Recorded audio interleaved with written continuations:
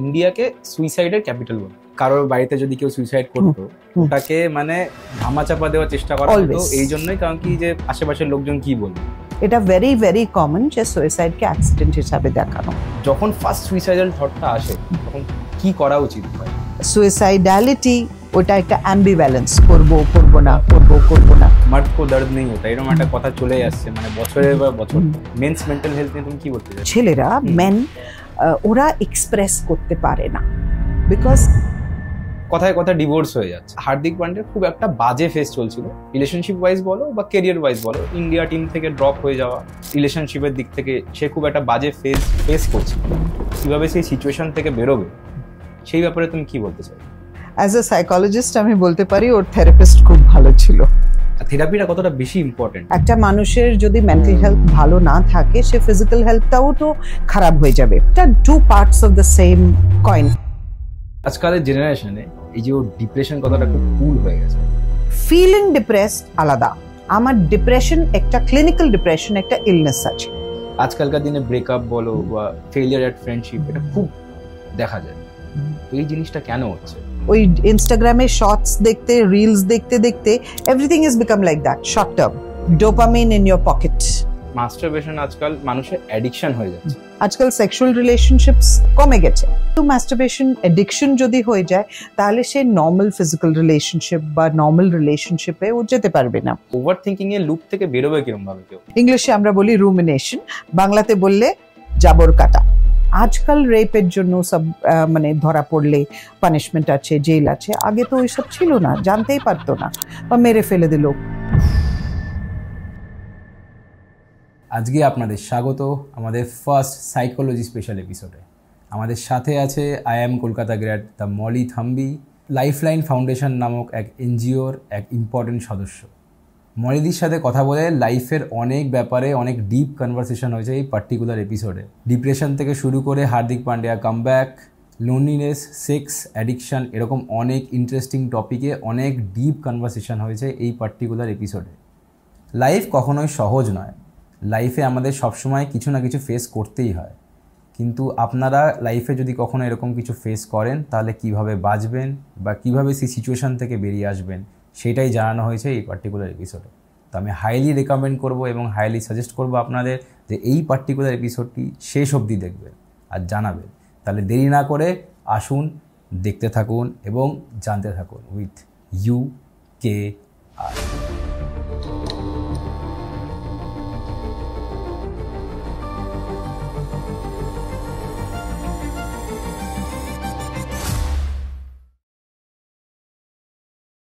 Welcome to UKR podcast the Molly Thambi.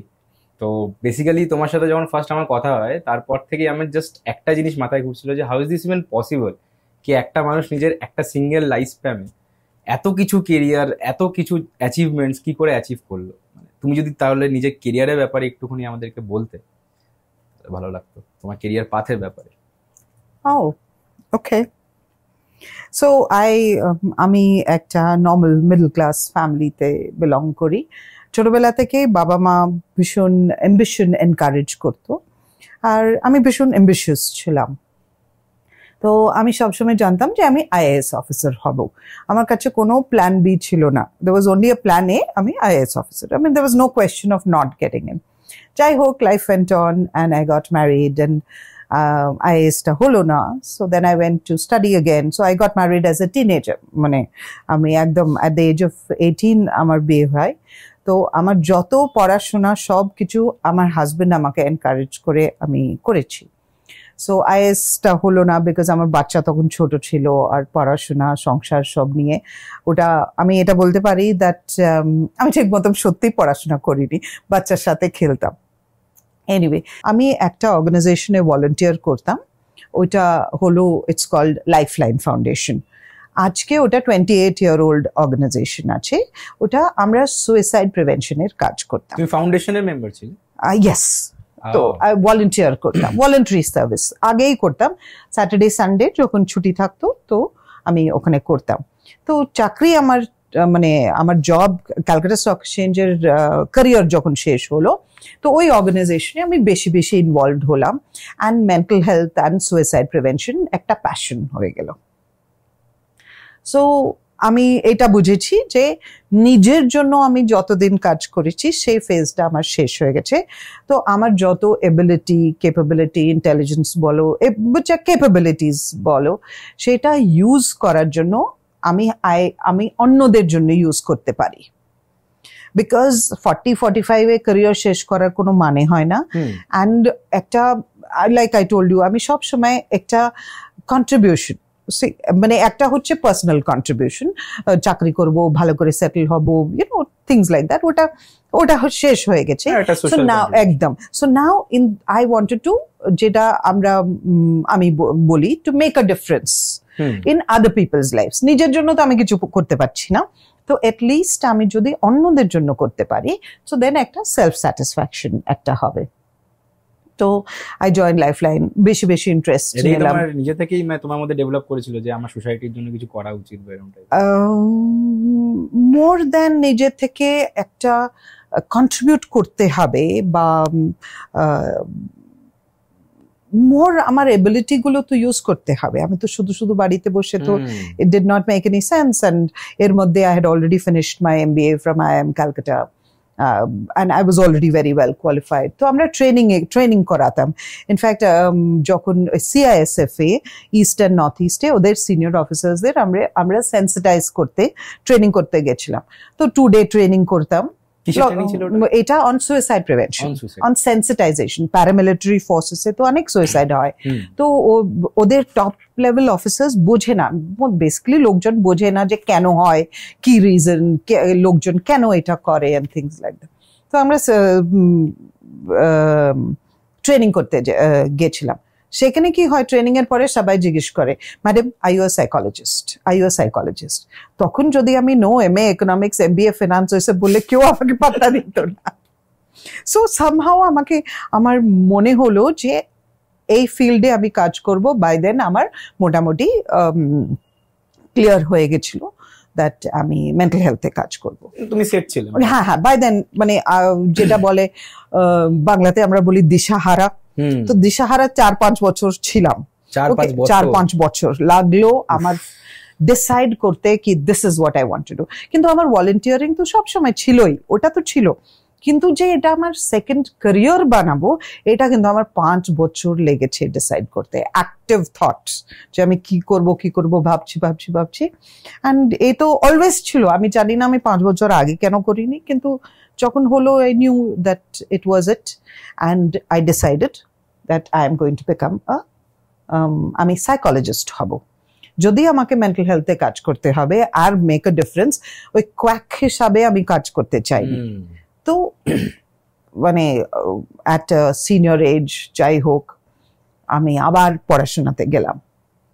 Sir, আমি যদি mental হেলথে কাজ করব তো রেকুইজিট কোয়ালিফিকেশনস দরকার। তো আমি যাদবপুর ইউনিভার্সিটিতে 2 বছর I did my course. I did a postgraduate diploma in counseling and stress management. Please don't mind. তোমার তখন কিরকম বয়স ছিল যখন তুমি এই জিনিসটা স্টার্ট করলে? After 50. After 50? Yes. After 50. Damn. So at the age of, after 50, and যখন আমি NSC তে রিজনাল হেড ছিলাম, সেই সময় আমি যাদবপুর ইউনিভার্সিটি MBA স্টুডেন্টসদের পড়াতে যেতাম। তো আমি ক্যাপিটাল মার্কেটস পড়াতাম এন্ড ডেরিভেটিভস পড়াতাম, সো ফিউচার্স এন্ড অপশনস পড়াতাম MBA স্টুডেন্টসদের। সো ফ্যাকাল্টি ছিলাম বা হোয়াটএভার, ভিজিটিং প্রফেসর ছিলাম। সো পরে এত বছর, 20 বছর পরে, আমি অ্যাকচুয়ালি 15 years 20 years হোয়াটএভার পরে, আমি সেই যাদবপুর ইউনিভার্সিটিতে ওই কাঠের বেঞ্চিতে বসে যখন লেকচার শুনছি, তখন তো আমি শুধু সিগনেচার করতে পারতাম, এত নোটস লেখা বা হাতে লেখা ইট ওয়াজ ভীষণ কষ্ট হতো। কিন্তু যাই হোক, তখন অনেক সময় আমি ভেবেছি আমি এই কাঠের বেঞ্চে কি করছি। ক্লাসমেটস এর আশেপাশে? হ্যাঁ, ক্লাসমেট সব তো 25 বছর 30 বছর ইয়াং পিপল। আমি শুধু সাদা চুল নিয়ে, আরেক দুজন ছিল, কিন্তু আমি তাই ভাবতাম আমি করছিটা কি। কিন্তু সত্যি আমার একদম খারাপ লাগেনি যে আমার থেকে ক্লাসমেটস ছোট আছে, বিকজ আমি নিজের ক্যাপাবিলিটি বাড়াচ্ছি। আমি চিরদিন আমি সবসময় এটা বিশ্বাস করেছি that আমাকে যদি কিছু করতে হবে তাহলে আমার এবিলিটি কম্পিটেন্স, যেটা আমরা ইংলিশে বলি কম্পিটেন্স ক্যাপাবিলিটি, ওটা বাড়াতে হবে। তো আমি আমার ক্যাপাবিলিটি বাড়াতে বসেছি, তো আমি তো অন্য কিছু তো দেখে তো skill set exactly skill set বাড়ানোর কোনো বয়স হ্যাঁ। তো ওইখানে যখন যাদবপুর করছিলাম তখন আমার মনে হলো না এত ডেপথ নেই, আর একটু চাই আমার ডেপথ। সো তখন আমি মাস্টার্সের জন্য MA ইন ক্লিনিক্যাল সাইকোলজির জন্য এনরোল করলাম। আর ভীষণ কষ্ট করে পড়াশোনা করে সব বুঝতাম কিন্তু কিছু মনে থাকতো না। পরীক্ষায় অনেক সময় এটা হয়েছে, একবার ইনফ্যাক্ট ব্ল্যাঙ্ক আউট হয়ে গেছিল পরীক্ষাতে। এনিওয়ে ঘষে কোনো রকম আই ফিনিশড আমি মাস্টার্স ইন ক্লিনিক্যাল সাইকোলজি করলাম and I professionally qualified psychologist হলাম। যে দিনকে আমি থিসিস জমা দিয়েছি পরের দিন itself I got an offer from মানে একটা স্কুলে, and আমি স্কুল সাইকোলজিস্ট হিসাবে ক্লিনিক্যাল ব্যাকগ্রাউন্ড আছে। Yes and a lifeline foundation ছাড়া আমি অন্তরা হসপিটাল বলে একটা সাইকিয়াট্রিক হসপিটাল আছে, এটা 52-year-old অর্গানাইজেশন, সেখানে আমি বোর্ডে ছিলাম, এখন মনে হয় ওই 20 বছরের বেশি হয়ে গেছে। সো সামওয়্যার মেন্টাল হেলথ ব্যাকগ্রাউন্ডে তো ছিলই, কিন্তু ক্যারিয়ার যে হবে এটা সত্যি আমি কোনোদিন ভাবিনি। মানে এটা আমি কোনোদিন ভাবিনি। তুমি একটা মানে ইনসেন কাজ যেটা করেছো, যে আমরা তো সবাই মেন্টাল হেলথের কথা শুনছি লাস্ট 2-3 বছর থেকে, রাইট? 20 বছর আগে মেন্টাল হেলথের কথা যে কেউ জানতো, এটাই সব থেকে বড় কথা। আর সেখান থেকে একটা কোশ্চেন এটাই আসছে যে এই যে মেন্টাল হেলথে আজকে এত ইম্পর্টেন্স দেওয়া হচ্ছে, যে ফিজিক্যাল হেলথ আর মেন্টাল হেলথকে সেম ভাবে ট্রিট করা উচিত। তো এই জিনিসটা তোমার মতে কি, মানে এটা কতটা ঠিক? আর মানে যদি কেউ সাইকোলজিস্টের কাছে যেতে চায়, কিংবা বলো যে কারো যদি থেরাপির জন্য যেতে লাগে, তাহলে কোন প্রপার টাইমে বা কোন টাইমে তার যাওয়া উচিত? থেরাপিটা কতটা বেশি ইম্পর্টেন্ট? আচ্ছা, তোমার কোয়েশ্চেনটা আমি দুটো পার্টে নিচ্ছি। One is the therapy part and the other is the physical health and mental health পার্টটা। তো নর্মালি আমরা যখন হেলথ বলি, ইট মিনস ডায়েট, এক্সারসাইজ, ভালো lifestyle etcetera etcetera, body health, physical health. কিন্তু the brain is also another organ, right? কিন্তু mind আলাদা, body আলাদা, ওরকম নর্মালি আমাদের ধারণা ওইটা থাকে যে মাইন্ড এন্ড বডি আলাদা হয়। কিন্তু মাইন্ড এন্ড বডি একটা মানে ইটস লাইক দুটো পা। একটা মানুষের যদি মেন্টাল হেলথ ভালো না থাকে, সে ফিজিক্যাল হেলথটাও তো খারাপ হয়ে যাবে, বা ফিজিক্যাল হেলথ খারাপ হলে মেন্টাল ইমোশনাল হেলথটাও খারাপ হতে পারে। এটা two parts of the same coin, মানে একটা যদি আমরা কয়েনের মানে দুদিকটা দুটো পিঠ, exactly that. And mental health যদি আমরা খেয়াল না করি, বা মেন্টাল হেলথ যদি আমরা ইম্পর্টেন্স না দিই বা টেক কেয়ার, এখন আজকালকার দিনে আমরা টেক কেয়ার বলি মানে কি, take care of your health, but take care is also take care of your mental and emotional health. So here again a question, lot of people say therapy কেন লাগে, আগেকার দিনে তো থেরাপি ছিল না, এখন কেন এত? থ্যাঙ্কফুলি এখন স্পেশালি কোভিড এর পরে লোকজন মেন্টাল হেলথের কথা অ্যাটলিস্ট বলতে রাজি আছে। আমি যখন সুইসাইড প্রিভেনশনে কাজ চালু করেছিলাম, লোকজন বলতো যে তোমাদের ওয়ার্কশপের হেডলাইন থেকে সুইসাইড সরিয়ে দাও। স্কুলস বলতো যে আমাদের বাচ্চারা কেউ সুইসাইড করে না, মানে আমরা যে ওয়ার্কশপে যাব, স্কুলে কাজ করব, ওরা বলতো যে না না না আমাদের বাচ্চারা কেউ সুইসাইড করে না। কিছু তখনও হতো, তারপরে যখন হ্যাঁ স্ট্যাটস ওয়াইজ হতো কিন্তু অ্যাকসেপ্ট হতো না। পরে দেন স্টুডেন্ট সুইসাইডটা একটু নিউজ পেপার্স বেশি হলো এটসেট্রা এটসেট্রা, দেন তখন আমাদের ডাকতো যে প্লিজ ওয়ার্কশপ করো, সেন্সিটাইজ করো। কারোর বাড়িতে যদি কেউ সুইসাইড করতো, ওটাকে মানে ধামাচাপা দেওয়ার চেষ্টা করা হতো এই জন্যই, কারণ কি যে আশেপাশের লোকজন কি বলবে। আশেপাশের লোকজন বললেও যখন আমরা রিচ আউট করতাম, লেটস সে একটা সুইসাইড হয়েছে, বা রিচ আউট করলে ওরা বলতো না সুইসাইড তো হয়নি, অ্যাক্সিডেন্ট হয়েছে। এটা ভেরি ভেরি কমন যে সুইসাইডকে অ্যাক্সিডেন্ট হিসাবে দেখানো। So in coming back to your question of mental health, আর কখন থেরাপি দরকার, by why psychologist et cetera. So psychiatrist is a person who is a doctor. সে এমডি সাইকিয়াট্রি করেছে, আর সে মেডিসিন প্রেসক্রাইব করতে পারে for mental illness. Psychologist usually যদি মেডিসিন দরকারও না হয়, it is called emotional support দেওয়া। আর মনে করো সাপোজ কোনো একটা ক্রাইসিস হচ্ছে লাইফে, বা হ্যান্ডেল করতে পারছি না, বা খুব কষ্ট হচ্ছে, তখন সাইকোলজিস্ট বা কাউন্সিলরের কাছে গেলে ইমোশনাল সাপোর্ট পায় সেই ক্রাইসিসটা ওভারকাম করার জন্য, বা লং পিরিয়ড ট্রমা হলে এটা হিল করার জন্য। Not always way medicine is needed. And therapy কখন দরকার? তোমরা কোনো মেডিসিন প্রেসক্রাইব না করো না? না না, I am a psychologist, so I have not, আমি মেডিসিন পড়িনি। I know brain, I know how brain works and everything else. কিন্তু না, আমরা মেডিসিন, আমরা থেরাপি প্রোভাইড করি। What is therapy? It's a method of treatment, like yoga, like whatever else. So it is a method of treatment to help, মানে একটা মানুষকে তার যে লাইফে যে ক্রাইসিস গুলো হচ্ছে সেটা ম্যানেজ করার জন্য। Treat his or her soul. Emotions. Okay. Emotions. We deal with emotions. So now when you say how to go to psychiatrist এর কাছে যাব না psychologist এর কাছে যাব বা কার সাথে যাব, এটা নরমাল কোয়েশ্চেন। যখন কখন যাব? ইয়েস, সো নর্মালি ডক্টরের কাছে যখন ডেইলি লাইফ এফেক্ট হয়ে যায়, যে একটা মানুষের মানসিক অশান্তি এত বেড়ে যায় যে ওর ডেইলি লাইফটা এফেক্ট হয়ে যায়, ওর ডেইলি লাইফ ও ম্যানেজ করতে পারে না, সেই সময় ডেফিনেটলি যে কোনো প্রফেশনালের কাছে যেতে হবে। সাইকিয়াট্রিস্টের কাছে গেলে যদি ওষুধ দরকার উনি ওষুধ দেবেন, না হলে কাউন্সিলিং বা থেরাপির জন্য সাইকোলজিস্টের কাছে রেফার করবে। আর অনেক সময় কি হয়, ওয়াই সাইকোলজিস্ট, ওয়াই থেরাপি? তুমি বলো আজকে তুমি বন্ধুদের সাথে বসলো, হয়তো তোমার একটা ব্রেকআপ হয়েছে, কষ্ট হয়েছে, বা হোয়াট এভার ক্রাইসিস হচ্ছে, তুমি তোমার বন্ধুদের সাথে বলতে চালু করলে ওরা বলবে আর বলিস না, চল চল চল, হ্যাঁ বোর করছি। একবার শুনবে, বারবার কেউ শুনবে? কিন্তু তোমার কষ্ট তুমি জানো, তোমার ভিতরের কষ্ট, ওই কষ্টটাই শেয়ার করার কেউ নেই, আর কেউ ঠিক মতো বুঝিয়ে দেয়। হ্যাঁ কারেক্ট, কেউ রেসপন্স, সবাই বলবে বি পজিটিভ। এই বি পজিটিভ কি কোনো সুইচ আছে যে টিপে গেলে বি পজিটিভ হয়ে যাবে? এন্ড বি পজিটিভ দিয়ে সত্যি চলে? যে মানুষ এর এত ভিতরে কষ্ট হচ্ছে তাকে বি পজিটিভ বললেও পজিটিভ হয়ে যাবে? হতে পারছে না বলেই তো এত কষ্ট পাচ্ছে। অ্যাবসলিউটলি।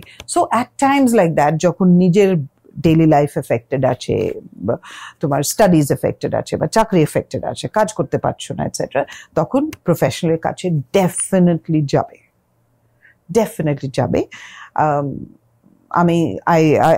আমি স্কুলে যখন কাজ করি, আমি প্যারেন্টসদের সাথে অনেকটা কাজ করি। এটা কথা বলো, তুমি কোনো প্রপার সিমটমস বলতে পারবে যে এই সময় বুঝতে পারবে যে আমার এখন হেল্প লাগবে, আমি আর নিজে থেকে নিজের ইমোশন কন্ট্রোল করতে পারছি না, যে রাতে ঘুম হচ্ছে না বা এরকম টাইপের কিছু? কখন এক্স্যাক্ট কোন সিমটমস ধরেও বুঝতে? তোমার ডেইলি লাইফ কি কম্পোনেন্টস অফ ডেইলি লাইফ বলো, তুমি ঘুমোচ্ছ, তুমি খাচ্ছ, তুমি তোমার কাজ করছো, তুমি নিজের সব কাজ করছো।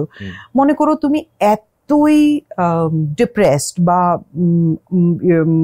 লো ফিল করছো যে তুমি বিছানা থেকে উঠতে পারছো না, তুমি ঘুমোতে পারছো না, বা বেশি ঘুমোচ্ছ, সব সময় ঘুমোচ্ছ, ঠিক মতো খাচ্ছ না, এটসেট্রা।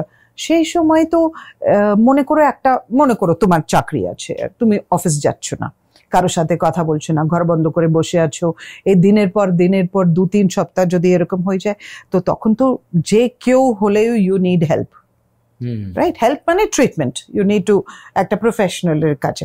আচ্ছা, তুমি আমরা নর্মালি মেন্টাল হেলথে লোকজন কোথাও হেল্পের জন্য যেতে চায় না, না কিছু হয়নি, উইল পাওয়ার নিয়ে সামলে নেব, এটা আমি অনেক শুনি। উইল পাওয়ার হলে সব ঠিক হয়ে যায়। সব সময় উইল পাওয়ার দিয়ে হয় না, এটা ব্রেনে কেমিক্যাল ইমব্যালেন্স যখন হয় তখন ওইটা একটা মেন্টাল ইলনেস হিসেবে শো করে। আর যত ফিজিক্যাল ইলনেস ওইরকম অনেক রকমের মেন্টাল ইলনেস আছে। মোস্ট কমন ডিপ্রেশন আছে, ওকে, অ্যাংজাইটি আছে, ওকে, ডিপ্রেশন, অ্যাংজাইটি, অবসেসিভ কম্পালসিভ, তারপরে আরো সিরিয়াস অনেকগুলো আছে। তুমি একটা কথা বললে যে উইল পাওয়ার, তো এখান থেকে একটা কথা মাথায় এলো যে মার্দ কো দর্দ নেই হোতা, এরকম একটা কথা চলে আসছে মানে বছরের পর বছর থেকে।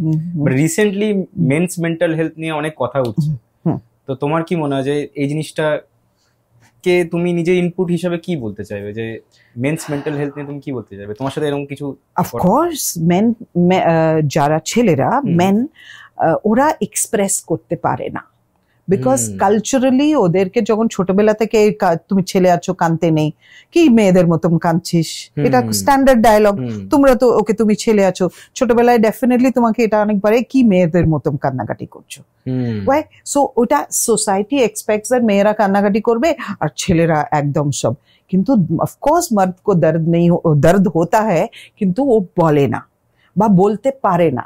আমরা এক্সপ্রেসিভ ভোকাবুলারি নেই, মানে যে তোমার যদি কষ্ট হচ্ছে তুমি সে কষ্টটাকে ওয়ার্ডস এ দেবে, সেটা তোমার কাছে ওই ওয়ার্ডসই নেই, ডিকশনারিতে নেই। মেয়েরা অন দ্য আদার হ্যান্ড, ছেলেরা হয়তো 5 ইমোশনস আছে, মেয়েরা on the other hand will have 5000 emotions, right? তো ওই জন্য ছেলে মেয়েদের মধ্যে যখন বয়ফ্রেন্ড গার্লফ্রেন্ডে যখন ঝগড়া হয়, মেয়েরা সবসময় বলে তুমি তো কিছু বুঝোই না। সে বেচারা কি বুঝবে, ওর 5টা ইমোশন ও জানে। It's like that. যত বয়স হতে থাকে তত যত ম্যাচুরিটি বাড়তে থাকে, ইমোশন গুলো আরো কমতে থাকে। Yes. এটাও একটা part. Yes, I suppose so. Life experiences maybe, but whatever. কিন্তু yes, and it is important. ছেলেদের also important আছে এটা এক্সপ্রেস করা, বলা।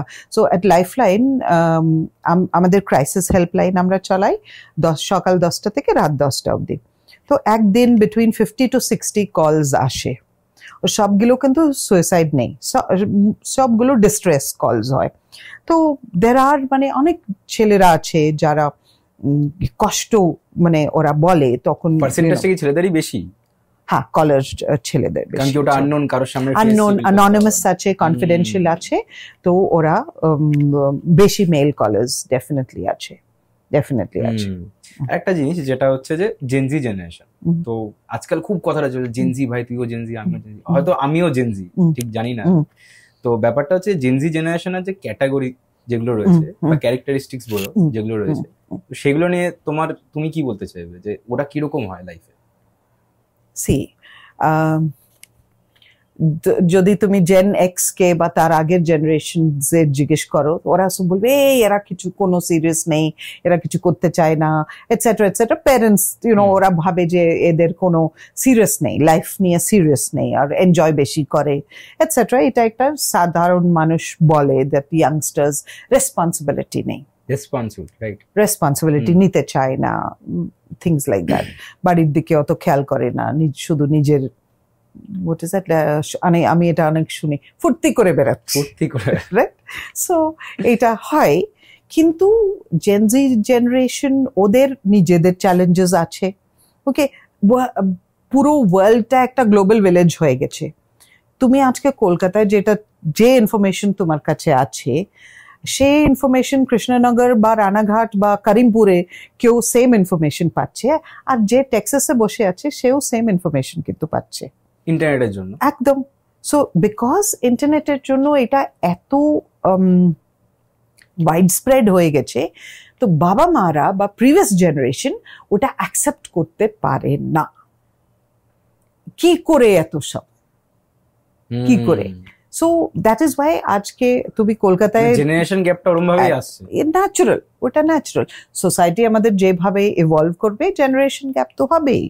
বিকজ যে জেন এক্স যে পরিবেশে বড় হয়েছে, তারা কিন্তু জেন জি সে পরিবেশ না, ওটা একদম আলাদা পরিবেশ, তো ওটা ডেফিনেটলি ডিফারেন্স হবে। তো যদি এরকম টাইপের কিছু একটা হয়, সাপোজ ধরো কারোর বাড়িতে বাবা মা মানতেই চাইছে না যে ওর ছেলেরা এরকম ফেজে বা এরকম ভাবে বড় হচ্ছে, কিন্তু তার এটা একটা পয়েন্ট অফ টাইমে গিয়ে তো মেনে নেওয়া উচিত, I think.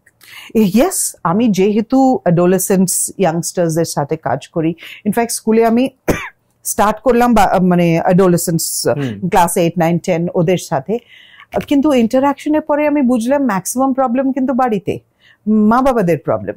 Exactly. So and ওটা ভীষণ, আমরা অ্যাজ মেন্টাল হেলথ প্রফেশনালস ভীষণ কষ্ট দেয়, আমাদেরও কষ্ট দেয়, আমরা হেল্পলেস বা কিছু করতে পারছি না। এখন আমি প্যারেন্টসদের সাথে ওয়ার্ক করি। সো স্কুলে ওরা প্যারেন্টস একসাথে ওদেরকে ডাকে, and then we talk about stress বা কিরকম মেবি ক্লাস 10 বাচ্চাদের এক্সাম টেনশন এটসেট্রা এটসেট্রা। বেশিরভাগে বাড়িতে যেই ঝগড়া হয়। এক্স্যাক্টলি, আমার ওটাই পয়েন্ট ছিল যে যাদের বাড়িতে ধরো র্যাপিডলি ঝগড়া হয়েই চলেছে দিনের পর দিন, হবেই, টিনেজ এজে বাড়িতে ঝগড়া হবেই, এটা মাস্ট। ঝগড়া না করলে সে বাচ্চাটা কিন্তু সব মা বাবারা চাই যে ছেলে মেয়ে খুব স্মার্ট হোক, কিন্তু স্মার্ট হওয়ার প্রসেস যে বাড়িতে ওরা স্মার্টনেস আগে দেখাবে, রাইট? তোমার মা বাবাদের সাথে ওরা ঝগড়া করে ওরা প্র্যাকটিস করছে দুনিয়ার জন্য বা বাইরে জগতের জন্য। তো মা বাবারা ওই চেঞ্জ বা ওই প্রসেসটা ওদেরকে একটু হ্যান্ড হোল্ড না করলে ভীষণ প্রবলেম হয়। তো বেসিক্যালি আমি যেটা বলতে চাইছিলাম যে যারা পেরেন্টস হয়, ইভেন ইন ফিউচার যারা পেরেন্টস হবে, এই জেনারেশন গ্যাপটা মানে যুগ যুগ থেকে চলে আসছে। তো এই জিনিসটাকে কমানোর জন্য তুমি পেরেন্টদের কি বলতে চাইবে যে যখন ওদের ছেলে মেয়েদের মধ্যে বিহেভিয়ারাল চেঞ্জটা আসবে, ওই যে ফেসটা চলে ওই টাইমে ওরা মেনে নিতে চায় না যে এই জিনিসটা হচ্ছে, তো তোমার কি টিপস দিতে পারবে যেখানে ওরা জিনিসটাকে খুব সুন্দরভাবে অ্যাডাপ্ট করতে পারবে, যে ছেলে মেয়েদের জন্য লাইফটা অনেক ইজি হবে? রাইট, দেখো জেনারেশন গ্যাপ এটা অলওয়েজ থাকবে। যে কনটেক্সটে তুমি বড় হয়েছো ওটা কমপ্লিটলি ডিফারেন্ট ফ্রম যে কনটেক্সটে আমি বড় হয়েছি, তো এটা তো অলওয়েজ থাকবে। কিন্তু প্যারেন্টস যদি ওরা চায় দ্যাট ওদের রিলেশনশিপ ছেলে মেয়েদের সাথে, আজকালকার দিনে ওয়ার্ল্ড আমি যেটা আগে বললাম ওয়ার্ল্ড এত গ্লোবালাইজড হয়ে গেছে, তো it is very difficult that parents শুধু আগের মতন ডান্ডা মেরে বা করে ওই করে, আজকালকার দিনে ওইসব চলে না। এখন ছেলে মেয়েদের সাথে বাচ্চাদের সাথে একটা বন্ড তৈরি করা বা থাকা খুব ইম্পর্টেন্ট আছে। না হলে আজকাল আমি অনেক দেখেছি প্যারেন্টস বলে যে আমার ছেলে কিছু বলে না আমাকে, আমার মেয়ে কিছু বলে না, আমি জানি, শেয়ার করে না এটসেট্রা। ওরা কেন শেয়ার করবে যদি প্যারেন্টস জাজমেন্টাল আছে? তোর বন্ধু ভালো নেই, তোর এটা ভালো নেই, তুই এটা ঠিক করছিস না, ভীষণ ক্রিটিক্যাল হয়ে যায়। তো প্যারেন্টস হয়তো ওদের মানে ইন্টেনশন হয়তো ভালো, অফকোর্স ভালোই থাকবে যে আমার ছেলে মেয়ে ভালো করে বড় হবে, কিন্তু এই যে কনফ্লিক্ট যেটা যখন হয়, কনফ্লিক্ট কেন হয়? একটা টিনেজারের ব্রেন বড় হচ্ছে, সে বেশি ইন্ডিপেন্ডেন্স চাইছে, ও ফ্রিডম চাইবে, ওর নিজের ওপিনিয়ন্স হচ্ছে। সো ও যখন নিজের ওপিনিয়ন এক্সপ্রেস করে, হয়তো বাবা বা মা ওইটা নিতে পারে না, যে আমি আমার বাবার এগেইনস্টে কোনোদিন যাইনি, আমার ছেলে আমাকে কি করে এরকম বলছে, রাইট? বড়দের মুখের উপরে কথা কিভাবে বলছে, ওপিনিয়ন কি করে থাকতে পারে। কারেক্ট। সো ও ডেভেলপ হচ্ছে, ওর জগৎ আলাদা, ওর ওপিনিয়ন তো হবেই। ও চারজন না, ও আজকাল তো আগেকার দিনে তো শুধু তোমার ক্লাসের ছেলে মেয়ের সাথে কথা হতো বা হোয়াট এভার স্কুলে, এখন তো হোল ওয়ার্ল্ডের সাথে ওরা কথা বলছে, সোশ্যাল মিডিয়া। অ্যাবসলিউটলি।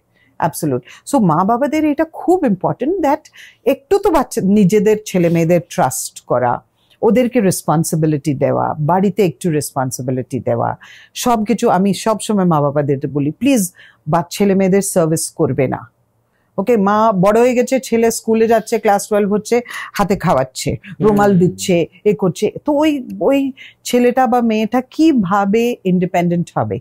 ওরা বড় হচ্ছে, বড় হয়েছে, সো সেভাবে রেসপন্সিবিলিটি দিতে হবে, আর কিছু ওদের ট্রাস্ট করতে হবে। সব সময় যে শুধু মা বাবা রাইট ওটা হতে পারে না, ছেলে বা বাচ্চারা ওরা ওদের সার্কামস্টান্স বেশি বোঝে, রাইট? ওদেরকে মনে করো কেউ যদি সায়েন্স নিতে না চায়, ও জানে পারবে না, আর তোমার ছেলে বা মেয়ে 98% বা 95% নেই, তো ওকে ফোর্স করে কোনো লাভ নেই, শুধু ওকে ট্রমা দিচ্ছ, ও তারপরে যা পড়বে ওটাও ছেড়ে দেবে। আমি এটা আমার অভিজ্ঞতা from interacting with teenagers in schools, boys, girls and with parents, আমি তার থেকে এটা বলছি। তো প্যারেন্টসের খুব ইম্পর্টেন্ট এটা, নিজের ছেলে মেয়েদের সাথে সে বন্ড ক্রিয়েট করা। শুধু অথরিটি নিয়ে কাজ আজকালকার দিনে চলবে না, শুধু প্রবলেম হবে।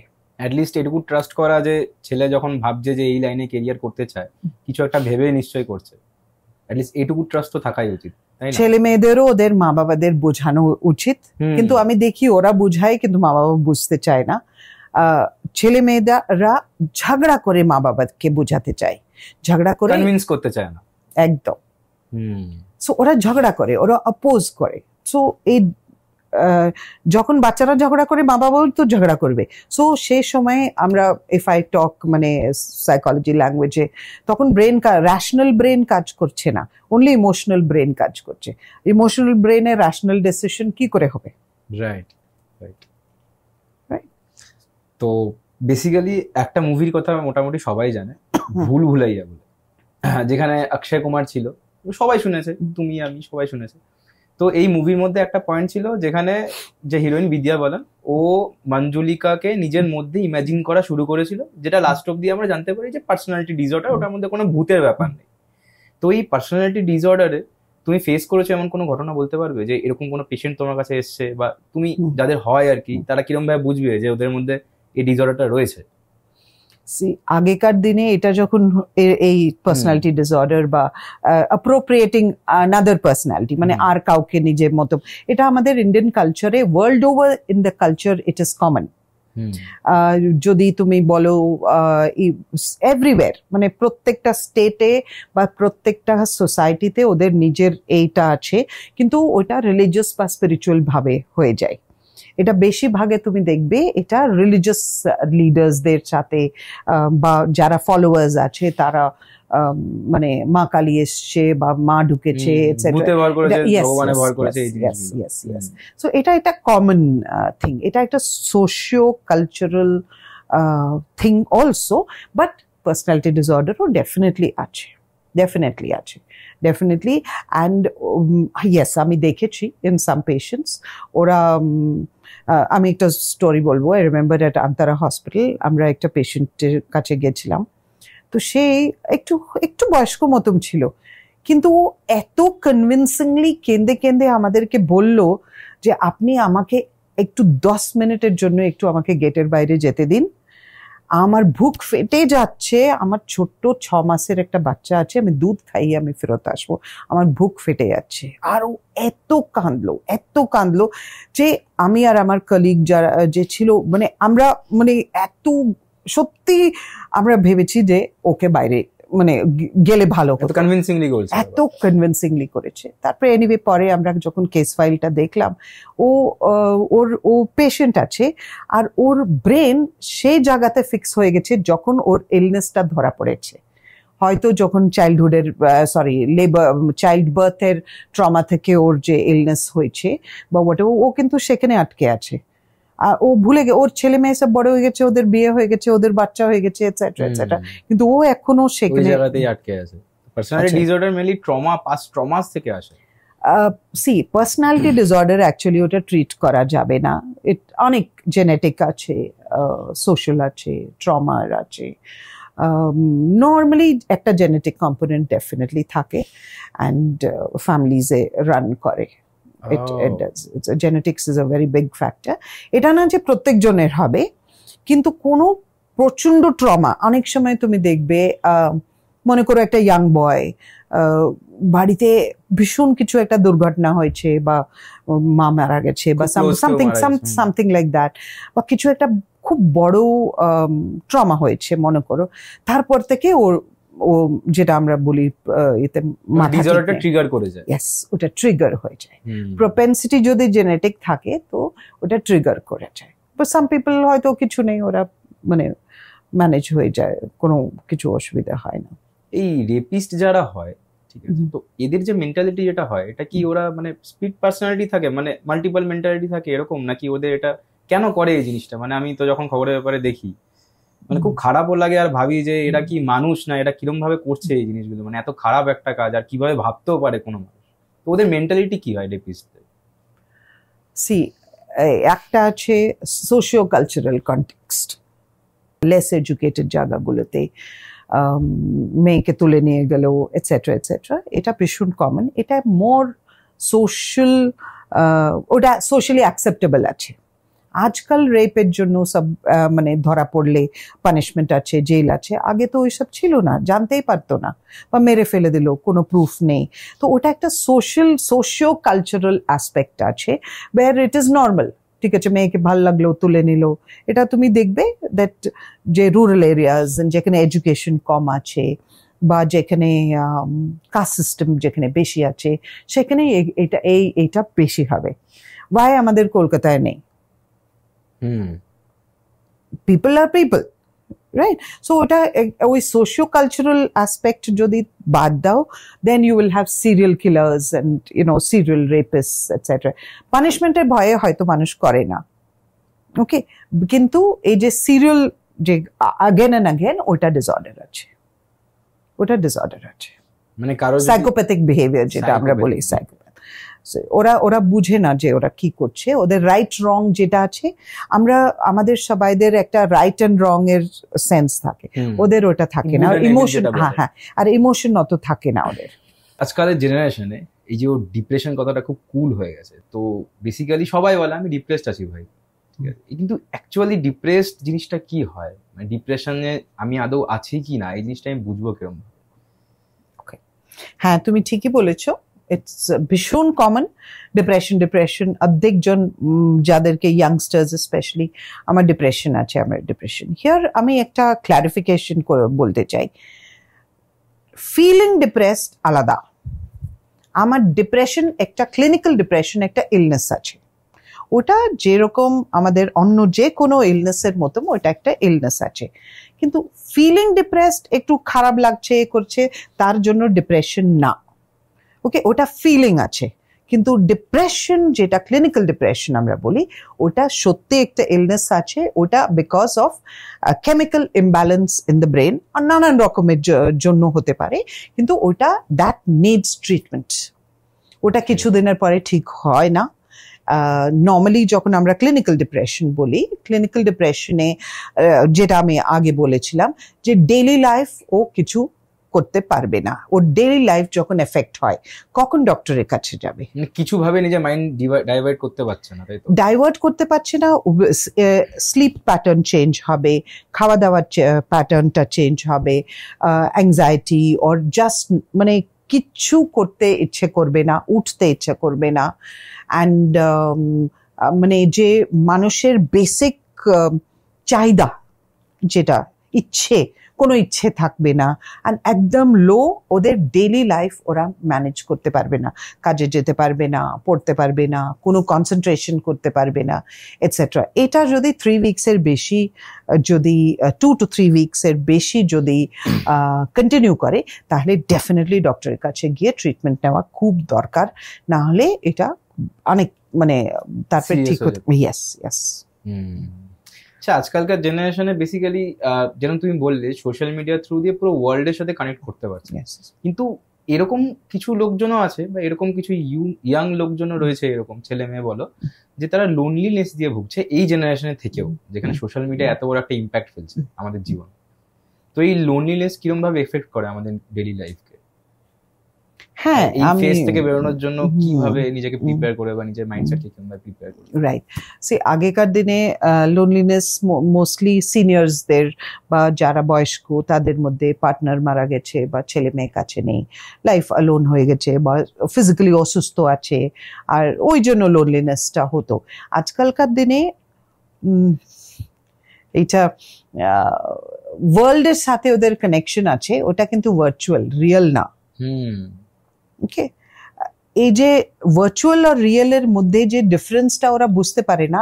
সত্যি তোমার যত হয়তো ফেসবুকে তোমার 5,000 বন্ধু হতে পারে, কালকে তোমার যদি কোনো একটা ফিজিক্যালি বা কোনো অসুখ করলো বা হোয়াট এভার, মনে করো কোভিডের টাইমে 5,000 ফেসবুক বন্ধু কেউ এসে হসপিটাল নিয়ে যেতে পারবে? যে আসল human connection, face to face connection, human connection গুলো কমে যাচ্ছে, আর সেই ফোনের মধ্যে সেই রিলেশনশিপ গুলো যেটা আমরা একটা আইডিয়াল পোর্ট্রে করে বা যেভাবে আমরা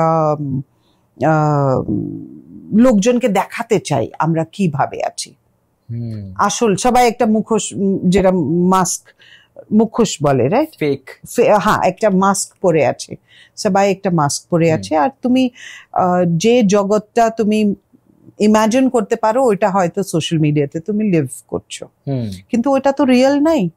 তো আসলে লোনলিনেস উইল হ্যাপেন বিকজ তোমার আসল মুখ তুমি কাউকে দেখাতে পারছো না। So that is one of the reasons. Now, coming to your second part of the question, you have to build মানে real connections build করা খুব খুব দরকার। শুধু ভার্চুয়াল ওয়ার্ল্ডে থাকলে ওটা ডেঞ্জারাস আর ড্যামেজিং। ওকে, তো রিয়েল কানেকশনস, রিয়েল বন্ধু, real relationships, real connection, what do you mean by face to face, physical connection? yes, physical connections. বন্ধুদের সাথে ইনস্টেড অফ যে বসে বসে অনলাইনে চ্যাট করার থেকে বন্ধুদের সাথে মিলে কথা বলা, শেয়ার করা এটসেট্রা, এই কানেকশনস ইয়াং জেনারেশনের কথা যদি আমরা বলি, তো এটা খুব ইম্পর্টেন্ট। আর loneliness is different from being alone. অনেকজন আছে যারা একা থাকলেও কিন্তু ওরা ভালো আছে, ওরা নিজের লাইফ ম্যানেজ করতে পারে। তুমি একটা 50 জনের মাঝখানেও তুমি নন কানেক্টেড ফিল করতে পারো। এটা এই সোশ্যাল মিডিয়া অ্যান্ড ইন্টারনেটের একটা আমরা বলি ডাইকটমি আছে, দ্যাট সবসময় ওইখানে চাই। বা ডাইকটমি মানে যেমন ফিজিক্যালি 50 জনের মধ্যেও তুমি লোনলি ফিল করতে পারো, আর ভার্চুয়ালি তুমি তোমার চ্যাট ফ্রেন্ডস এর কাছে গেলে then you are very happy, right? Logically it should be the reverse, কিন্তু এটাও কিন্তু this happens a lot. Connection হয় না, যে ওয়ান টু ওয়ান কানেকশন। মানে এটা কি আমরা নরমাল হিসেবে কনসিডার করতে পারি নাকি এটা কোনো ডিসঅর্ডার? আজকাল তো না কোনো ডিসঅর্ডার নেই, আজকাল এটা ভীষণ কমন, ভীষণ কমন। অ্যান্ড এটা একটা এসকেপ মেকানিজম অ্যান্ড একটা অ্যাডিকশন।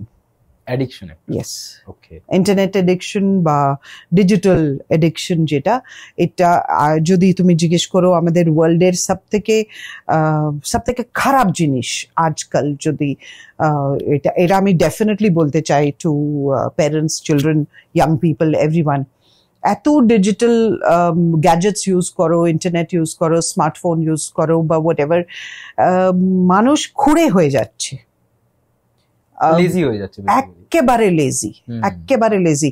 কেউ খেলতে বেরোবে না, সবাই ফোন নিয়ে চ্যাট করে।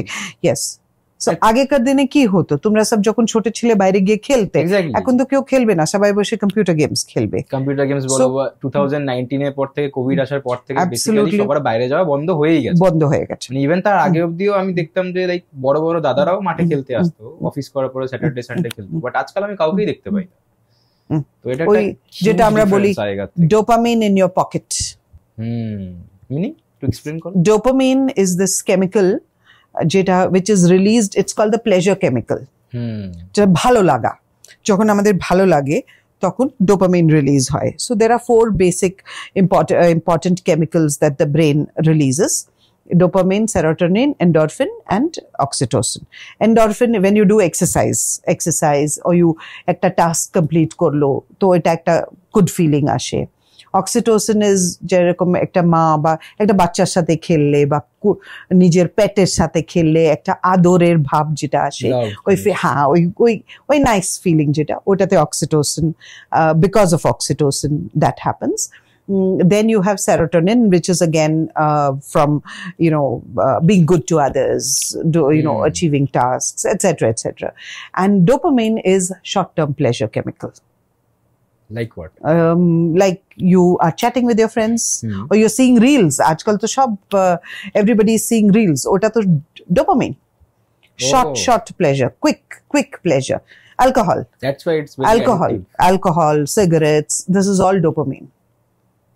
Okay. So it is addictive in the sense, je manush just like smartphone er motom, jodi mone koro je cigarette je khai, okay, first তো একটা সিগারেট দিয়ে চালু করবে, তারপরে সে হাই খুব ভালো লাগছে এটসেট্রা, নিকোটিন হাই হয়ে যায়, তারপরে ওই সেম হাই পাবে না 1 করে, তখন 2 করবে, অ্যান্ড বেশি চায়। তো আর অ্যালকোহলের ক্ষেত্রে এটা অনেক হয়, দিনে 10টা 12টা even alcohol. I am sure তোমরা শুনেছো যারা অ্যালকোহল কত খেলেও ওদের কিচ্ছু হয় না, আর ওরা এত প্রাউডলি বলে সেই কথা, কিন্তু দ্যাট ইজ দ্য মোস্ট সব থেকে ড্যামেজিং ফেজ আছে দ্যাট স্টেজ, যে যত করলেও ওদের ডোপামিন এনাফ হচ্ছে না to give them a good feeling. তো যারা অ্যাডিক্ট আছে তারা তো কোনো দিন অ্যাকসেপ্ট করবে না যে ওরা অ্যাডিক্টেড আছে। So same, whether it is cigarette, whether it is internet, whether it is Instagram, যাই বলো, যত তুমি করবে তোমার আরো চাই। So dopamine does this to your brain. আমার বেসিক্যালি অনেক বন্ধুই আছে যারা মানে প্রচুর পরিমাণে সিগারেট কনজিউম করে, তো বেসিক্যালি এই জিনিসটা থেকে বেরোনোর জন্য তুমি কি বলবে, মানে কি করে কন্ট্রোল করা উচিত বেসিক্যালি দিমাগটাকে, মাইন্ডটাকে? স্লোলি স্লোলি, আস্তে আস্তে, হঠাৎ করে সবাই পারবে না, কেউ কেউ আছে পারবে, কিন্তু আস্তে আস্তে করে, যেটা আমরা বলি মাইন্ডফুল থাকতে হবে, যে হ্যাঁ এটা আমি, কিন্তু এটা আমার জন্য ভালো নেই, বা আমি এটা করতে চাই না, বা হোয়াটএভার। কেউ কেউ আছে সিগারেট যেমন হঠাৎ করে বন্ধ করে দিতে পারে, একটু উইথড্রয়াল সিমটমস হবে, কিছুদিন কষ্ট হবে, 45 days এর মধ্যে ওটা ফিলিংটা চলে যাবে। ওকে, ওটা হ্যাঁ about 45 days নেবে, আস্তে আস্তে ডিসিপ্লিনড ভাবে থাকতে লাগবে, আস্তে আস্তে কমাতে হ্যাঁ হবে। হ্যাঁ ইয়েস। কেউ কেউ আছে, অনেকজন আছে যারা ঠাপ করে আমি জানি একটা আমার একটা বন্ধু, ওর মেয়ে হয়েছে, কি খুশি সেদিনকে, মেয়ের কাছে গিয়ে একটা সিগারেট, বাচ্চার কাছে হসপিটালে গিয়ে সিগারেটের প্যাকেট রাখলো, আর কোনোদিন সিগারেটে হাত দিল না। তো সবাই পারে না, বাট সবাই ওই মার্কোপোলো বলেছে না, stopping smoking very easy, I have done it hundreds of times. not even smoking, drinking, whatever. যারা করতে পারে তাদের কেন করতে পারে কি মনে হয়, মানে তাদের কি খুব মাইন্ডসেট স্ট্রং হয়? হঠাৎ করে একদিনে একটা জিনিস যেটা হ্যাবিট হয়ে গেছিল সেটা ছেড়ে দিচ্ছে হঠাৎ করে? যখন কিছু একটা আমাদের, যখন বাকিরা পারে না তারা কি করে পারে? ওকে, সেই মনে করো এক্সাম্পল আমি দিলাম, যার মেয়ে হয়েছে, ওর মেয়ের প্রতি এত আদর বা এত ভালো ফিলিংস এসছে, তো ওর মোস্ট প্রেশাস জিনিস ওর জন্য ছেড়ে দিতে রাজি হয়েছে, বিকজ ওর ফিলিং অফ লাভ ওর মেয়ের জন্য is more than the pleasure from the cigarette. অনেক সময় ওরা যারা ইভেন 10টা 12টা বা 2 প্যাকেট খায়, তারা কিন্তু ছাড়তে চায়, এটা না যে ওরা বেশি বেশি বেশি চায়, ওরা ছাড়তে চায়। সো কিছু একটা রিজন হলো করে জিজ্ঞেস করলাম বেসিক্যালি, আমার চেনা খুব ক্লোজ একজন আছে যে আর কি আগে মানে তোমার ওই জিনিসটা খুব কনজিউম করতো, যেটা বুঝতে পারছো কেন। তো হঠাৎ করে জিম জয়েন করার পরে হঠাৎ করে ছেড়ে দেয় একদিনে। How is this even possible? Gym, yes, very much, because ও জিম যখন হয় তো you are getting an endorphin high. তো endorphin যখন তুমি ব্রেন সিক্রিট করতে চালু করে, you feel good, তখন তুমি ওই ক্যানাবিসটা মিস করবে না। I see, তো ওটা রিপ্লেস করে দিচ্ছে ওই জায়গাটা। Yes. যেটা আমরা বলি, see, all addiction একটা কোপিং মেকানিজম আছে। তো এই কোপিং মেকানিজমটাকে হোয়াটএভার যেটা মানুষ কোপ করতে চাইছে, লেস হার্মফুল মেথডসে যদি আমরা shift kori, so then it's a dangerous addiction. So it's whether it is cigarettes, alcohol, internet, or cannabis or anything, এটা সত্যি ব্রেন ড্যামেজ করে। ফিজিক্যাল ড্যামেজ হয় ব্রেনের মধ্যে। আমি যার কথা বলছি সে আমাকে পার্সোনালি বলেছে যে এটা ওর লাইফের বেস্ট ডিসিশন ছিল যে জিম জয়েন করা, ওটা ছেড়ে দাও। ইয়েস, বিকজ ও এরপরে কিন্তু ও জিম না গেলে ও পারবে না, he will find it difficult.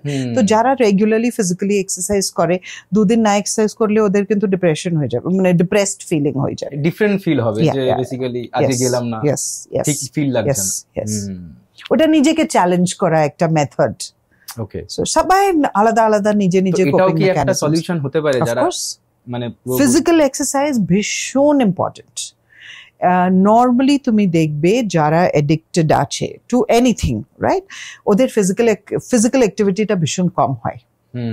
যারা ফিজিক্যালি ভেরি অ্যাক্টিভ, ওদের মধ্যে addiction normally on a normal this thing addiction কম হয়, ড্যামেজিং এডিকশনটা কম হয়। ওকে, সো ফিজিক্যাল এক্সারসাইজটা ভীষণ ইম্পর্টেন্ট, বিকজ ওটা আমাদের ব্রেনকে there is a concept called neuroplasticity. Okay. That means the brain নিজেকে রিজেনারেট করতে পারে, ব্রেনের সাইনাপসিস কানেকশনস আছে, ওটা রিজেনারেট করতে পারে উইথ এক্সারসাইজ। তো এটা তুমি বলতে পারো একটা কোপিং মেকানিজম হতে পারে যারা অ্যাডিক্টেড অলরেডি, তারা এরকম ভাবে ফিজিক্যাল ওয়ার্কআউটের মধ্যে থেকে নিজেকে কন্ট্রোল করতে পারবে ওই জায়গা থেকে। Yes, that's the best, that is the best solution. Yes, of course. Okay. আর বেসিক্যালি আজকাল ফেলিয়ার অ্যাট ফ্রেন্ডশিপ এই জিনিসটা শোনা যায় যে ধোকাদারি হচ্ছে বন্ধুত্বের মধ্যে, বা পিছন থেকে বাজে কথা বলছে, what ever the thing is.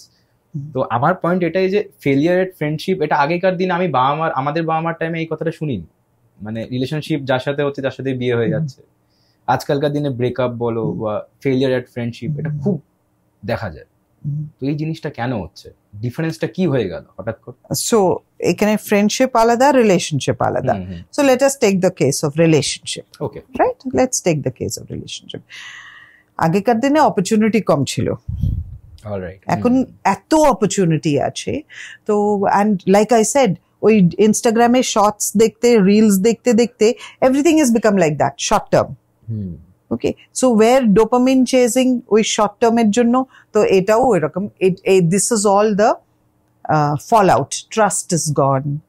Okay, trust করতে পারছে না।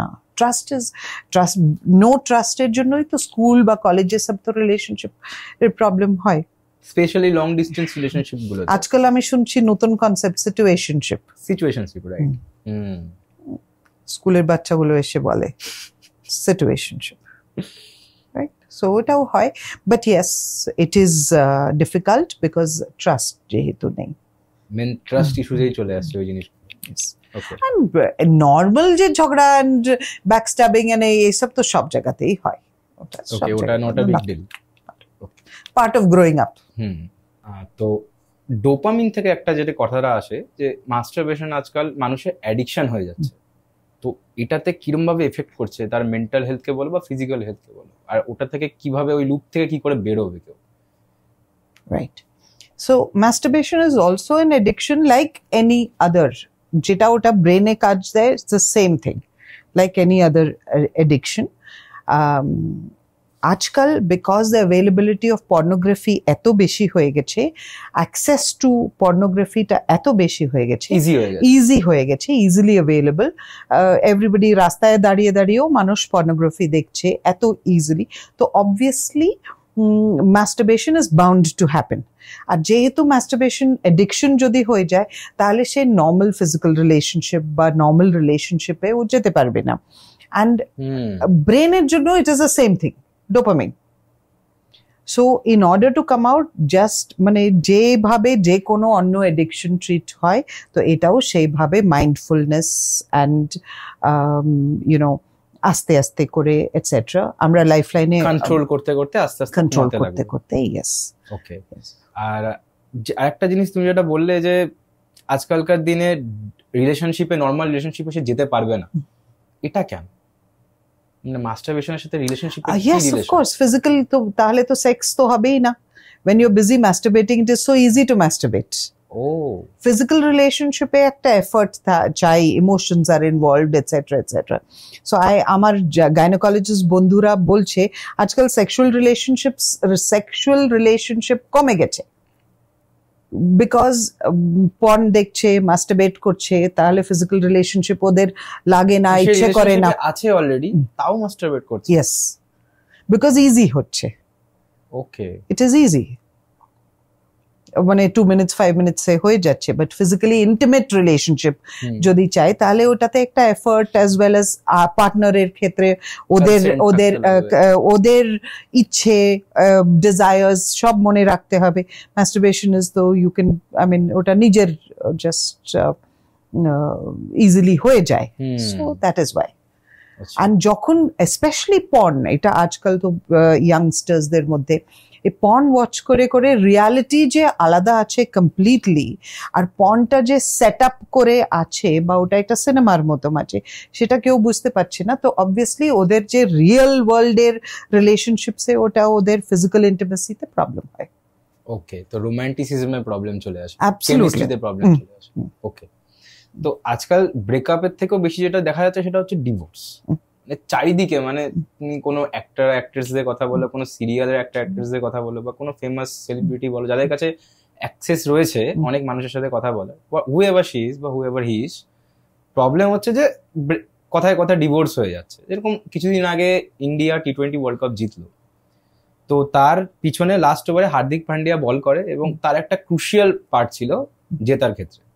তো তার 6 মাস আগে হার্দিক পান্ডিয়ার খুব একটা বাজে ফেস চলছিল, রিলেশনশিপ ওয়াইজ বলো বা কেরিয়ার ওয়াইজ বলো, ইন্ডিয়া টিম থেকে ড্রপ হয়ে যাওয়া, কিংবা বলো যে রিলেশনশিপের দিক থেকে সে খুব একটা বাজে ফেস করছিল।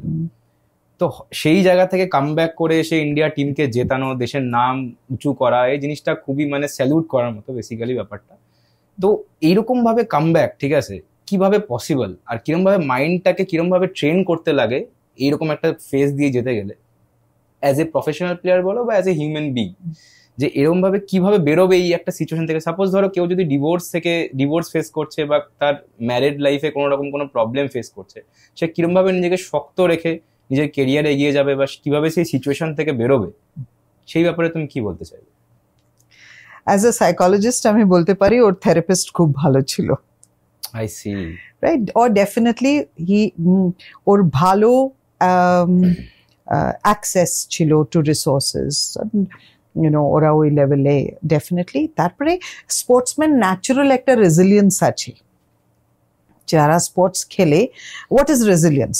Resilience is that negative events, আমাদের লাইফে তো সবাই তো নেগেটিভ ইভেন্টস হবে, নেগেটিভ ইভেন্টস থেকে বাউন্স ব্যাক করা, সেটা sports people R able to do it better because ওদের ফিজিক্যাল অ্যাক্টিভিটির জন্য। যদি ফিজিক্যাল অ্যাক্টিভিটি নেই, শুধু বসে বসে কান্নাকাটি করছে, তো সে তো ওর থেকে বেরোতেই পারবে না। ওর কাজ ছিল ওর ডিস্ট্রাকশন, বা ও নিজেকে কাজের মধ্যে ডুবিয়ে দিয়েছে অ্যান্ড ও সাকসেসফুল হয়ে গেছে, ও এটা সাইডে রাখতে পেরেছে, তখন নিজের কাজে আরো বেশি ফোকাস হয়ে গেছিল, যেটা ছিল টার্নিং পয়েন্ট। সেখান থেকে কামব্যাকটা এসেছে। ওকে, সো লোকে তো শুধু কামব্যাকটাই দেখতে পায়, তার পিছনে হার্ড ওয়ার্কটা কেউ দেখতে পায় না। একদম, বুঝলাম। তো এরপরে একটা যে কথা আসছে যে আজকাল ডিপ্রেশন বলো, ফেলিয়ার বলো, এগুলো মানুষে খুব ফেস করছে, আর ইন্ডিয়াকে সুইসাইডের ক্যাপিটাল বলে। তো এবার সুইসাইডের দিনের পর দিন বেড়ে চলেছে, এটা কেন ইন্ডিয়াতেই কেন বাড়ছে এরকম ভাবে? স্পেশালি ধরো ইঞ্জিনিয়ারিং কলেজে এই জিনিসটা হচ্ছে যে স্টুডেন্টরা সুইসাইড করছে, suicide rate is very high, মানে প্রতি বছর র্যাপিডলি ইনক্রিজ করছে, এটা কেন হচ্ছে? হ্যাঁ, দের ইজ মানে কিছু ইনক্রিজ তো ডেফিনেটলি আছে। আই থিঙ্ক 7.5 লাখ পিপল, 7.5 লাখের কাছাকাছি লোকজন লাস্ট 5 ইয়ার্সে সুইসাইডে মারা গেছে। তার মধ্যে স্টুডেন্টস আর অ্যাবাউট 7 থেকে 8%। তো হ্যাঁ, definitely mental health crisis all over the world বেশি হচ্ছে, বিকজ অফ আমরা যেটা আগে ডিসকাস করলাম অনেক কিছু, the world is changing and everything. কিন্তু why students in particular, why engineering college, etc. See, normally একটা টিনেজার বা ইয়াং অ্যাডাল্ট যখন ওদের ভীষণ ইমোশনাল আপহিভাল হয় বা ইমোশনাল কষ্ট হয়, ওরা হয়তো কারোর সাথে বলে না লজ্জার জন্য, বা আমাকে উইক ভাববে, সোশ্যাল ট্যাবু, যে নিজেকে উইক হিসাবে, বা হয়তো বললো অ্যাগেন হয়তো কেউ সেটা রাবিশ করে দিয়েছে বা ঠিক মতন সিরিয়াসলি নেয়নি, হেসে উড়িয়ে দিয়েছে। কিন্তু usually what we have seen, আমি তো সুইসাইড প্রিভেনশনের কাজ তো লাস্ট 15 ইয়ার্স ধরে তাতে ইনভলভড আছি, তো নর্মালি দেখি দ্যাট যারা হেল্প চায় না, আস্কিং ফর হেল্প, ওকে, এটা ভীষণ ইম্পর্টেন্ট আছে। এই সুইসাইডাল ফিলিংটা আসে যায় নানান কারণের জন্য হতে পারে। There are 2 types of suicide. One is the emotional suicide and second is mental illness এর জন্য।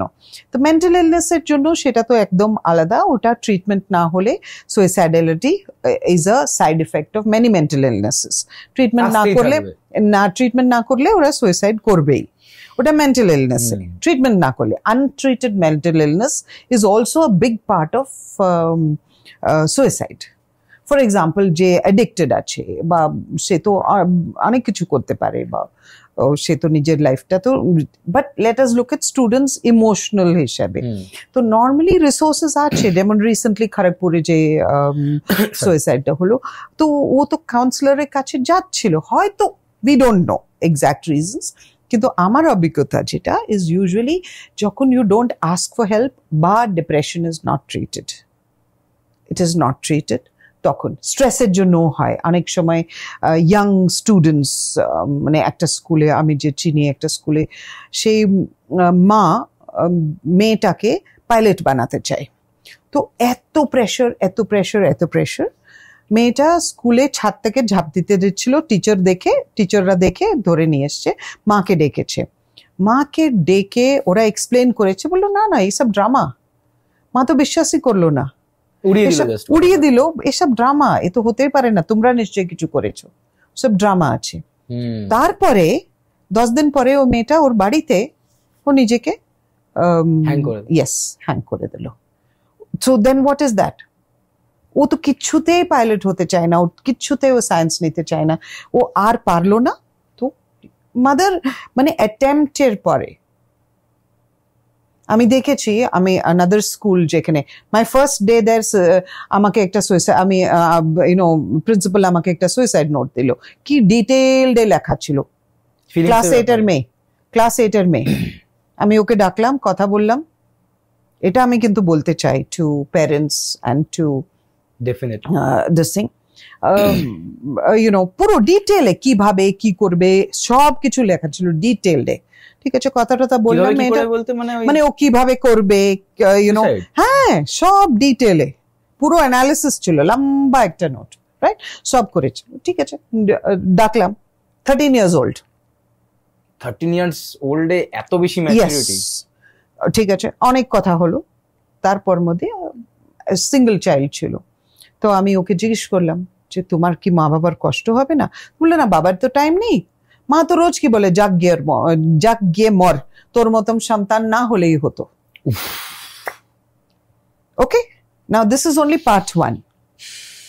কথাটা বলে এনিওয়ে পাঠালাম। তারপরে নেক্সট ডে আমি মাকে ডেকেছি। তো মা এসে ফার্স্ট সেন্টেন্স মা বলছে, ম্যাডাম আমার মেয়ে কিন্তু আমার বেস্ট ফ্রেন্ড। সো এখানে বেস্ট ফ্রেন্ড ভালো সুইসাইড নোট লিখে রেডি আছে, সে জানেও না কিরকম, nothing. Anyway this is just one side of the story, it happens. So আমরা অনেক সময় আমাদের বাচ্চারা কি ফিল করছে মা বাবারা সত্যি জানে না, জানতেও পারে না, জানার চেষ্টাও হয়তো না, চেষ্টা করলেও। টিনেজ এমন একটা স্টেজ আছে যে বিকজ ইন্ডিপেন্ডেন্স ওরা চায়, ছেলে মেয়েরা, ওরা মা বাবার থেকে লুকোনো একটা ন্যাচারাল টেন্ডেন্সি আছে। কেন? বিকজ মা বাবারা হয়তো ক্রিটিক্যালি কোনো কমেন্ট করবে, জাজ করবে, রাইট। সো ওই জন্য, so that is one of the reasons. তো একটা জিনিস আমি জানতে চাই পার্সোনালি, সবার জন্যও জানতে চাই, কারণ কি এই যে সুইসাইডাল থটস যেটা তুমি বললে যে মাথায় আসে, তো এখান থেকে কি করবে যদি ফার্স্টে ধরো কারো মাথায় এরকম সুইসাইডাল থটস আসছে যে কোনো কিছুতে ফেলিয়ার হয়ে গেছে, সাপোজ যেরকম ধরো তুমি বললে যে আইএএস এর জন্য তুমি পড়াশোনা করো, ওটা মেনে নিয়েছিলে যে ঠিক আছে আমি হতে পারিনি, কোনো চাপ নেই। কিন্তু অনেকে এরকম হয় যারা 5 বছর ধরে অ্যাটেম্প দেয়, লাস্ট অ্যাটেম্প দিয়েও নিতে পারে না, দিয়ে তারপরে সুইসাইড করে নেয়, যেগুলো আমরা মুভিতে দেখতে পাই। তো যখন ফার্স্ট সুইসাইডাল থটটা আসে তখন কি করা উচিত তার? প্রত্যেকটা মানুষ at some point of time in life নিশ্চয় সুইসাইডাল ফিল করেছে। খুব কম পার্সেন্টেজ মানুষ যে কোনোদিন ফিল করেনি যে যাক গিয়ে আর পাচ্ছি না, চলে যাব, ছেড়ে দেবো, আর থাকবো না, এইসব তো নর্মাল, এটা নর্মাল আছে। কিন্তু কমপ্লিট হোপলেসনেস যখন আসে তখনই মানুষ এই স্টেপটা নেয়। সেই সময় কেউ যদি হাত বাড়িয়ে একটু শেয়ার করা বা যে দুঃখটা শেয়ার করার জন্য যদি কেউ থাকে বা কথা যদি বলতে পারে, তাহলে সে ফিলিংটা চলে যায়।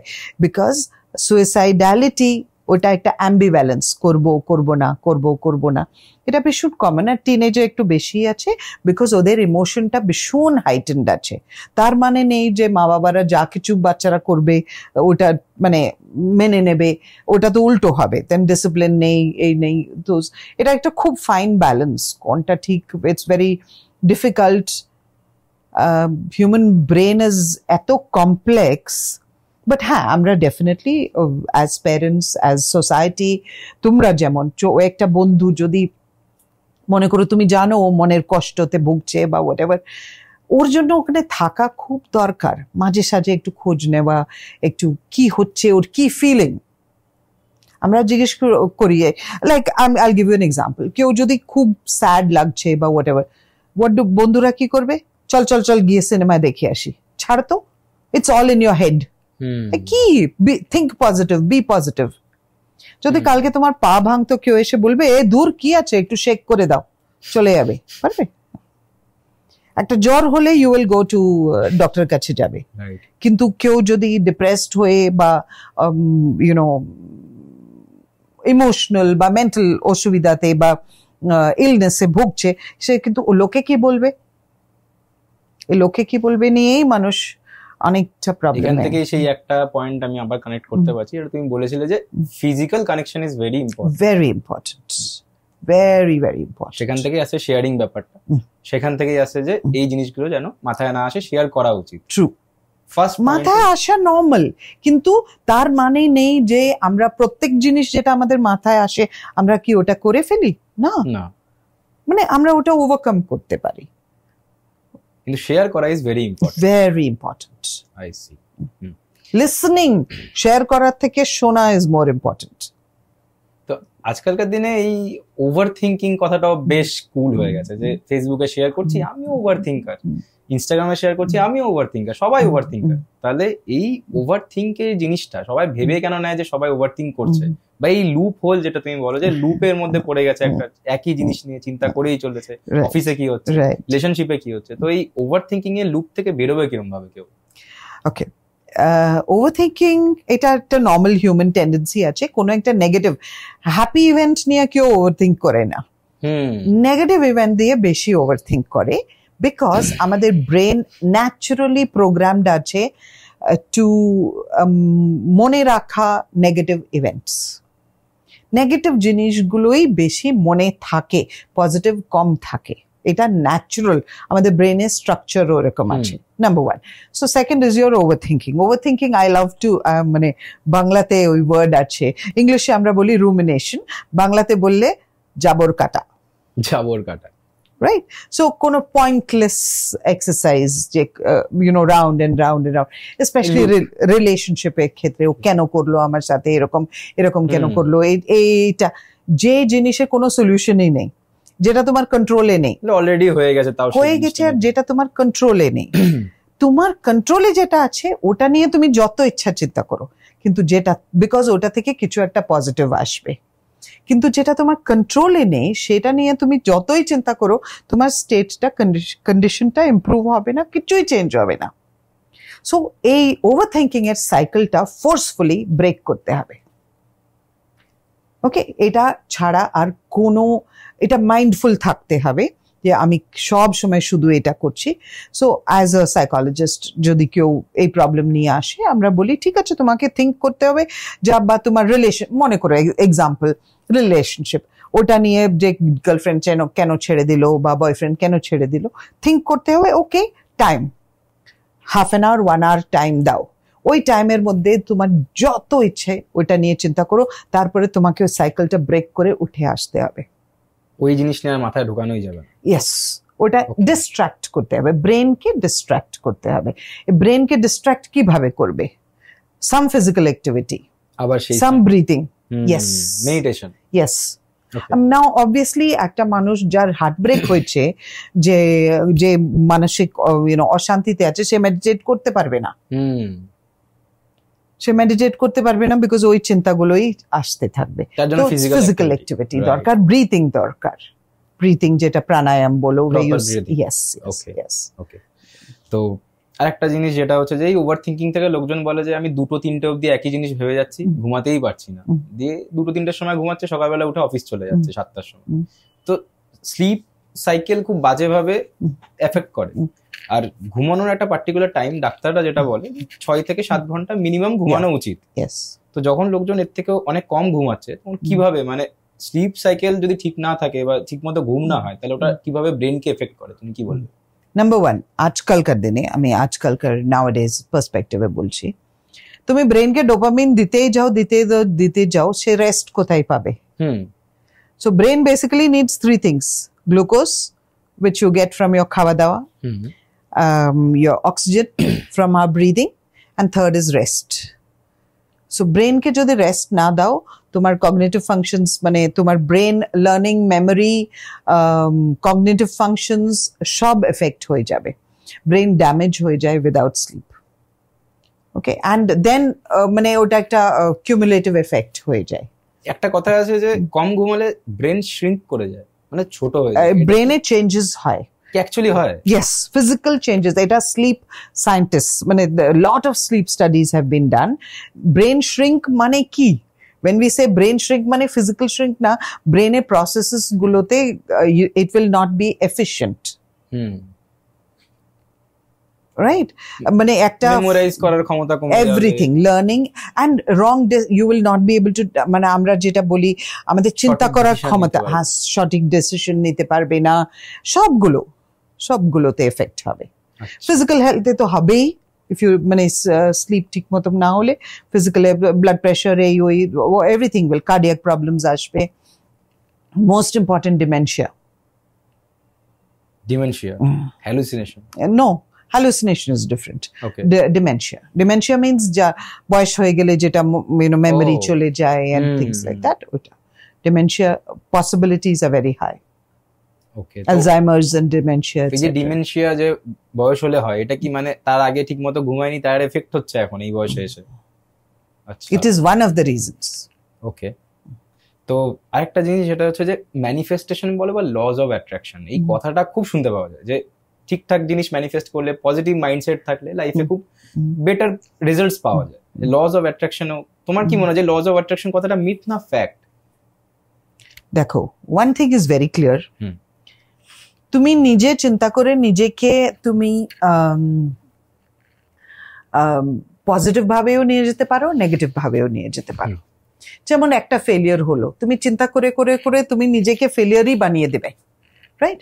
সো দ্য সেম ওয়ে, এটা না যে আমি শুধু ভাবলাম অ্যান্ড আমার ওইটা ম্যানিফেস্ট হয়ে গেল, রাইট? আমি ওই যেটা তোমার চাই প্লাস হার্ডওয়ার্ক প্লাস প্ল্যানিং, এই সব করলেই তো তোমার রিয়েল হবে।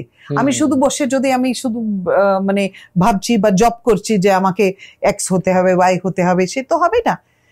It is necessary to think positive, to have a positive attitude. কিন্তু শুধু আমি যদি বসে ভাববো আর ওটা আমার কোলে এসে পড়বে, ওটা কোনোদিন হয় না। You need hard work. Hard work is very important. But if you do not have a positive attitude, তোমার ওইটা with the positive attitude, achievement is much আরো ইজি হয়ে যায়। ওকে, আরো ইজি হয়ে যায়। and reverse for a negative attitude এর জন্য। নেগেটিভ অ্যাটিটিউড ম্যাটার করে? of course করে। একজন অনেক হার্ড ওয়ার্ক করছে উইথ আ নেগেটিভ অ্যাটিটিউড, তো তার জন্য কি অনেক ডিফিকাল্ট হয়ে যাবে এই জিনিসটা? নেগেটিভ অ্যাটিটিউড, আমরা যখন নেগেটিভ অ্যাটিটিউড বলি, ইট ইজ লাইক আমার এটা হলো না, আমার আর কোনোদিন ঠিক হবে না, আমার সাথে সব সময় বাজে বাজে, এটা নিশ্চয় তোমরা শুনেছো, আমার সাথে সব সময় বাজে কেন হয়? হ্যাঁ, এইটা নেগেটিভ অ্যাটিটিউড। আমার সাথে সব সময় নেগেটিভ হচ্ছে, বা আমি কিচ্ছু পারি না, আমি কোনো কিছু পারি না। তুমি যদি আমি কিছু পারি না বললে তো তুমি পারবেই না। অ্যাটলিস্ট ভাবতে তো হবে ইয়েস যে আমি কিছু করতে পারবো, yes, plus hard work. See, because ওই মন থেকে ওই জোর না হলে তো তুমি কিছুই পারবে না। ব্রেন তো ড্রাইভার। তুমি ব্রেনকে যেরকম ভাবে ট্রেন করবে, ব্রেন তোমাকে সেই এফেক্টটা বা রেজাল্টটা দেখাবে, তাই তো? With hard work. Yes, hard work, planning, strategy, all this, discipline, very important, very important. মালিদি, তোমার সাথে কথা বলে খুব ভালো লাগলো। আজকে এতক্ষণ সময় দিলে সেটার জন্য মন থেকে থ্যাংক ইউ। আর সবার জন্য অনেক ভালো ভালো ইনফরমেশনও শেয়ার করলে আমাদের সাথে, খুব ভালো লাগলো। আবার দেখা হবে, আবার অন্য টপিক নিয়ে কথা হবে।